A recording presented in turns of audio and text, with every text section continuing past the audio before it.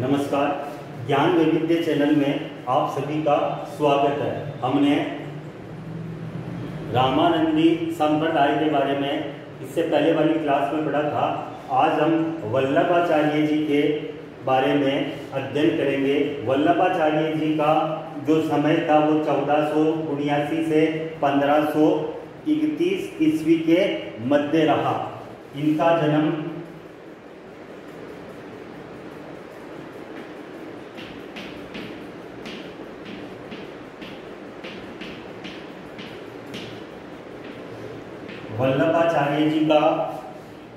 वल्लभाचार्य जी का जन्म बनारस में हुआ था।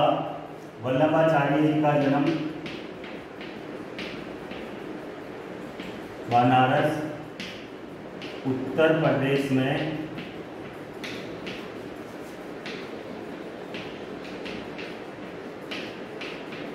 ये भी बहुत बड़े संत हुए हैं।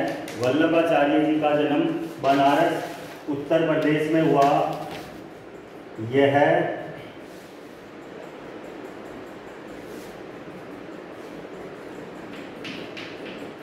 तेलुगु ब्राह्मण थे। इनके पिता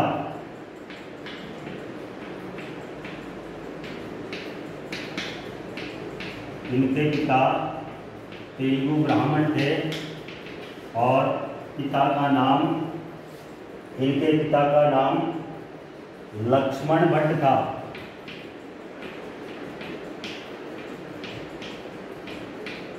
संत वल्लभाचार्य जी के पिता का नाम लक्ष्मण भट्ट था और इनकी माता बनारस की महालक्ष्मी थी।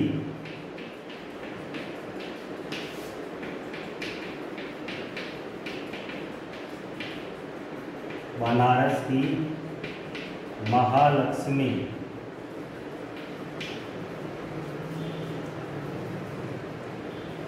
माता नहीं पत्नी इनकी बनारस की महालक्ष्मी थी। इनके दो पुत्र हुए थे, गोपीनाथ और विठलनाथ।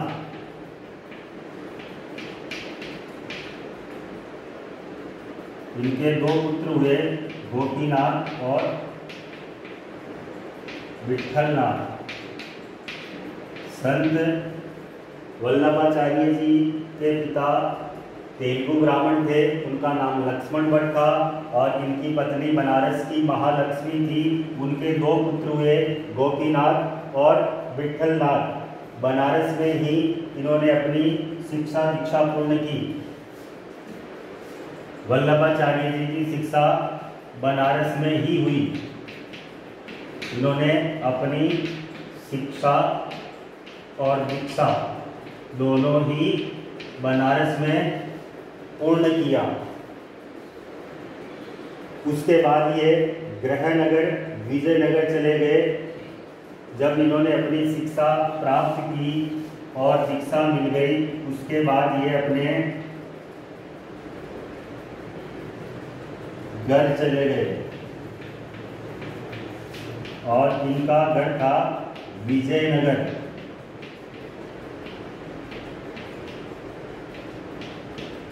संत वल्लभाचार्य जी का जन्म बनारस में हुआ।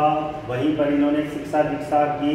उसके बाद वो अपने गृहनगर चले गए विजयनगर और कृष्ण देव राय का संरक्षण प्राप्त किया। संत वल्लभाचार्य जी को कृष्ण देव राय का संरक्षण प्राप्त हुआ।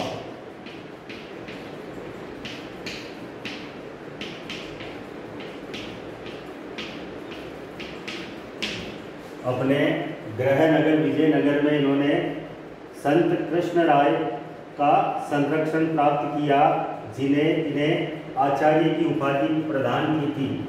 और वल्लभाचार्य जी को आचार्य की उपाधि देने वाले भी कृष्ण देव राय ही थे।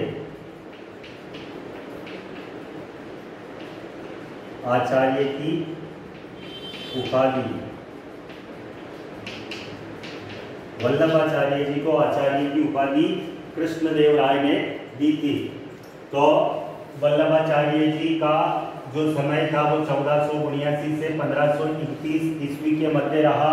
इनका जन्म बनारस उत्तर प्रदेश में हुआ और इनके पिता तेलुगु ब्राह्मण थे। इनके पिता का नाम लक्ष्मण भट्ट था और इनकी पत्नी बनारस की महालक्ष्मी थी और इनके दो पुत्र हुए, गोपीनाथ और विठलनाथ। और इन्होंने अपनी संपूर्ण शिक्षा और दीक्षा बनारस से ही प्राप्त की और जैसे ही इनको शिक्षा और दीक्षा मिली वो अपने गृह नगर विजयनगर चले गए और विजयनगर में इनको कृष्णदेव राय का संरक्षण प्राप्त हुआ और राजा कृष्णदेव राय ने ही वल्लभाचार्य जी को आचार्य की उपाधि प्रदान की थी।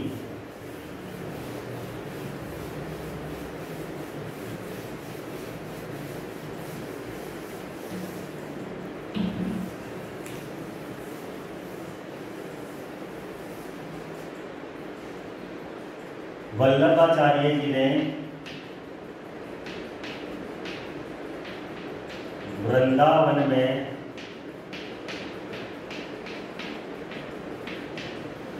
वल्लभाचार्य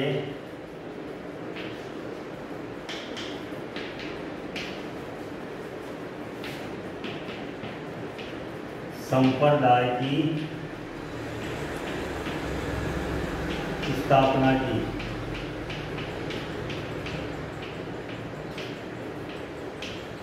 वल्लभाचार्य जी ने वृंदावन के अंदर वल्लभ संप्रदाय की स्थापना की थी। इनके द्वारा प्रतिपादित मत शुद्ध अद्वैतवाद था।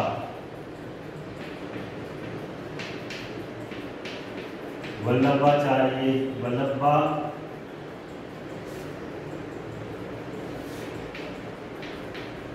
द्वारा प्रतिपादित मत शुद्ध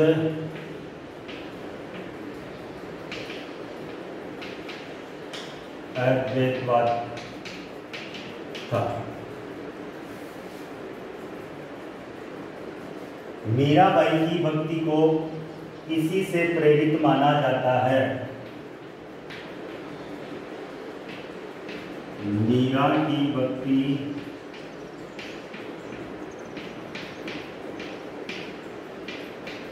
को इससे शुद्ध अद्वैतवाद से ही प्रेरित माना जाता है। मीरा की भक्ति को इसी से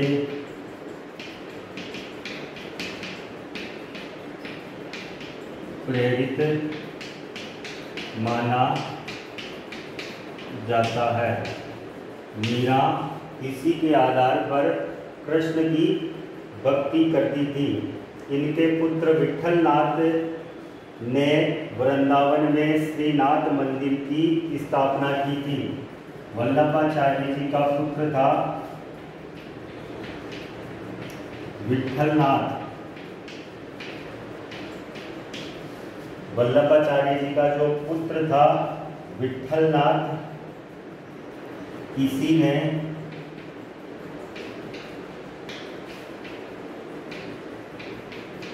वृंदावन में श्रीनाथ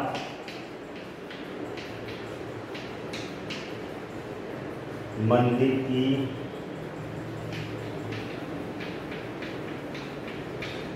स्थापना की थी। वृंदावन के अंदर श्रीनाथ जी का जो मंदिर है उसकी स्थापना वल्लभाचार्य जी के पुत्र विठलनाथ ने ही की थी तथा अष्टचाप काल्य मंडली का गठन कर वल्लभ संप्रदाय को प्रसिद्ध किया था। इस मंडली के प्रमुख कवि सूरदास थे। मंदिर की स्थापना की थी तथा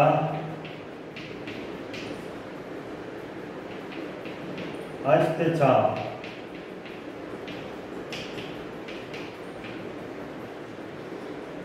काव्य मंडली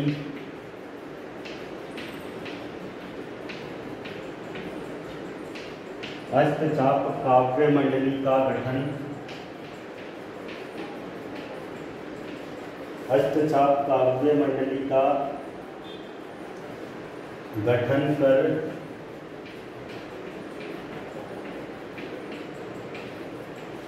वल्लभ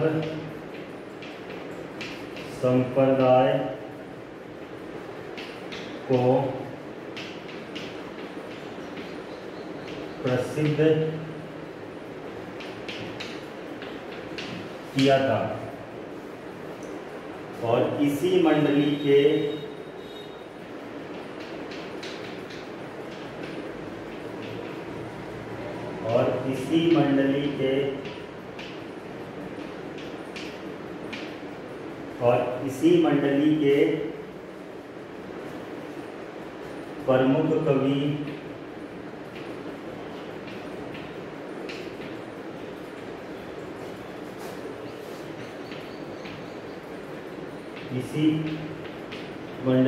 प्रमुख कवि सूरदास थे। औरंगजेब के समय तो पहले इसी को पढ़ लेते हैं। तो विठलनाथ ने वृंदावन में श्रीनाथ जी मंदिर का निर्माण करवाया या उसकी स्थापना की थी तथा अष्टचाप काव्य मंडली का गठन कर वल्लभ संप्रदाय को प्रसिद्ध किया था। किसने? विठलनाथ ने। और इसी मंडली के जो प्रमुख कवि थे वो थे सूरदास। अब वल्लभाचार्य जी के समय क्या हुआ था?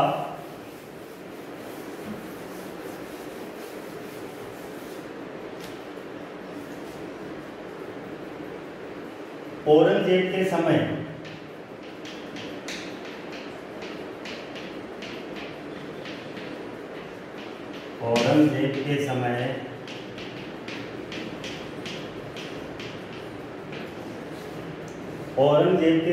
श्री कृष्ण के मंदिरों को तोड़ा जाना शुरू किया गया था, जिस कारण से कृष्ण की मूर्तियों को राजस्थान में लाया गया।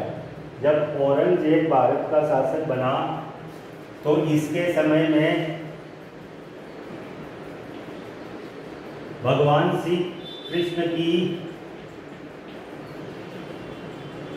मूर्तियों को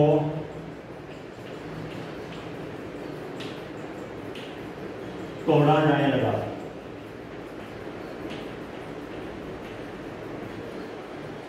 औरंगजेब जब शासक हुआ था भारत का, मुगलों के अंदर सबसे खतरनाक शासक औरंगजेब था। इसने भारत के अंदर बहुत सारे मंदिरों को तुड़वाए थे। तो उस समय वृंदावन के अंदर कृष्ण भगवान की मूर्तियों को भी औरंगजेब तोड़ने के लिए अपनी सेना को भेजा था। तो उस समय वृंदावन से कृष्ण की मूर्तियां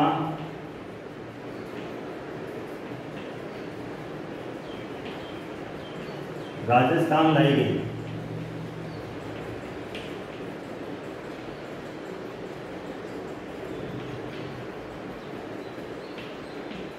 वहां पर जब मूर्तियां टूटने लगी तो मूर्तियों को राजस्थान लाया गया। राजस्थान में वल्लभ संप्रदाय की प्रथम पीठ मदुरेश कोटा में स्थापित की गई थी तथा इसकी प्रधान पीठ की स्थापना मेवाड़ के शासक राज सिंह ने सिहाड़ गांव नाथ द्वारा राजसमंद स्थापित कराई थी। तो जब औरंगजेब ने मूर्तियां स्थापित की तो श्री कृष्ण भगवान की मूर्तियां राजस्थान में लाई गई और राजस्थान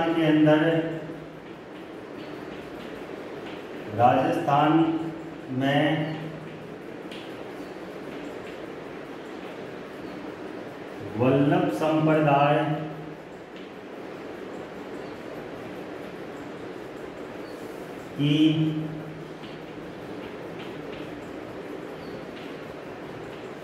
वल्लभ संप्रदाय की स्थापना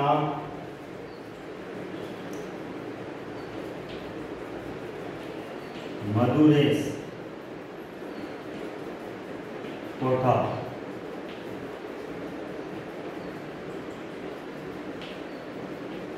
प्रथम पीठ है राजस्थान के अंदर वल्लभ संप्रदाय की। कहां पर? मदुरेश कोटा के अंदर स्थापित की गई तथा इसकी प्रधान पीठ इसकी वल्लभ संप्रदाय की प्रधान पीठ की स्थापना मेवाड़ के शासक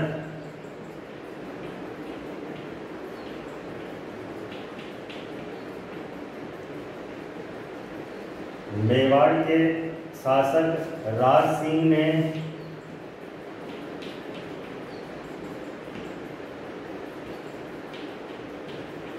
सिहाड़ गांव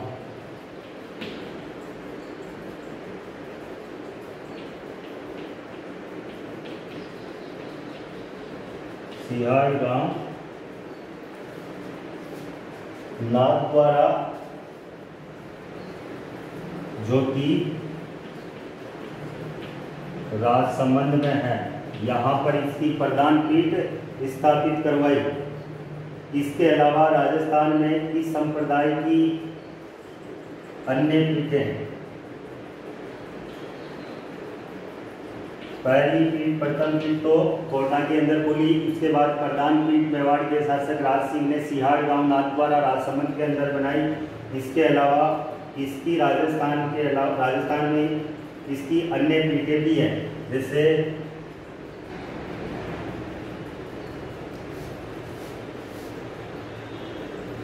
द्वारिका,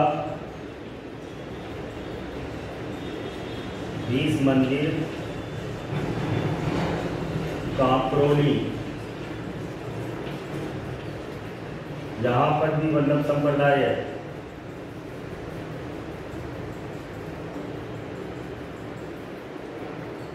एक इसकी काया भरतपुर में भी वल्लभ संप्रदाय की एक पीठ है। इस संप्रदाय में श्री कृष्ण को श्रीनाथ या ठाकुर जी के रूप में पूजा जाता है। सभी संप्रदाय में भगवान के अलग अलग रूपों को पूजा जाता है। तो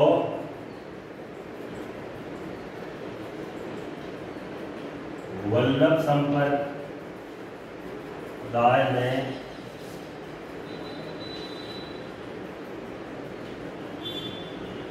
भगवान को श्रीनाथ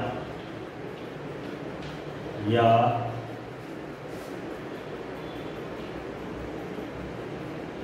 ठाकुर जी के रूप में पूजा जाता है। ध्यान रखना, वल्लभ संप्रदाय में श्री कृष्ण को श्रीनाथ ठाकुर जी के रूप में पूजा जाता है और इनके मंदिरों को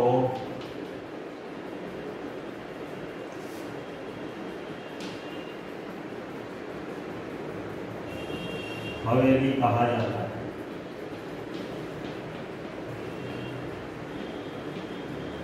तो वल्लभ संप्रदाय में भगवान श्री कृष्ण को श्रीनाथ या ठाकुर जी के नाम से जाना जाता है या पूजा जाता है, और जहाँ पर इनकी मूर्तियाँ रखी जाती है उन मंदिरों को हवेली के नाम से जाना जाता है।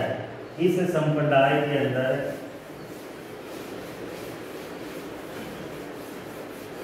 वल्लभ संप्रदाय के अंदर भगवान को ठाकुर जी के रूप में जाना जाता है, श्रीनाथ जी के रूप में जाना जाता है, तथा भगवान के मंदिरों को हवेली कहा जाता है। इस संप्रदाय से संबंधित चित्रकला से भी पिछुआई है।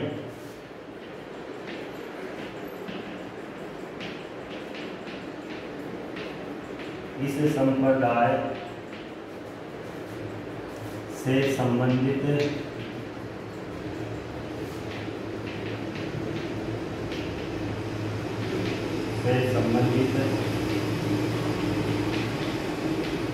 चित्र से भी पिछुआई है।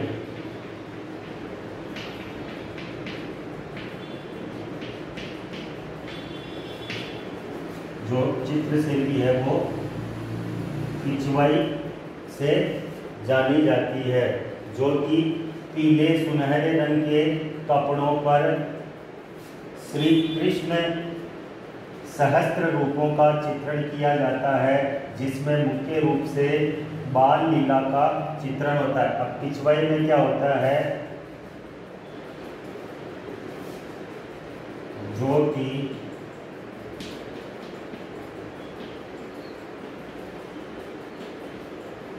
पीले रंग के कपड़ों पर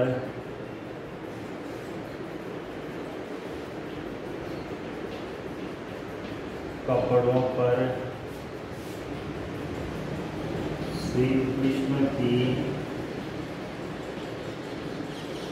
सहस्त्र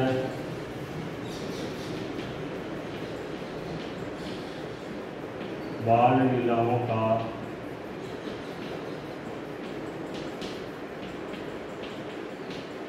चित्रण किया जाता है। जो पिछवाई चित्र शैली है, इसके अंदर पीले रंग के सुनहरे कपड़े होते हैं, जिन पर श्री कृष्ण की बाल लीलाओं के सहस्त्र चित्रण किया जाता है। पिछवाइयों को फटने के पश्चात राजसमंद झील के अंदर बहाया जाता है। जब ये पिछवाइयाँ फट जाती है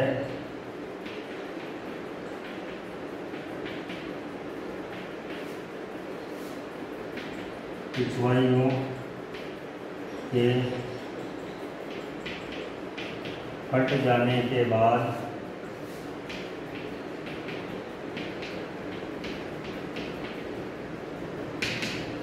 राजसमंद झील में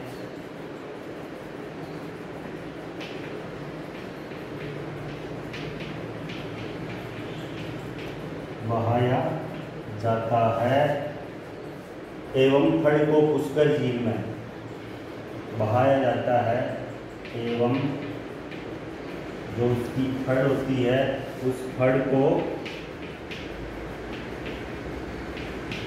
पुष्कर झील में बहाया जाता है। तो वल्लभाचार्य जी के बारे में अध्ययन किया। वल्लभाचार्य जी का समय 1479 से 1521 ईस्वी के मध्य रहा।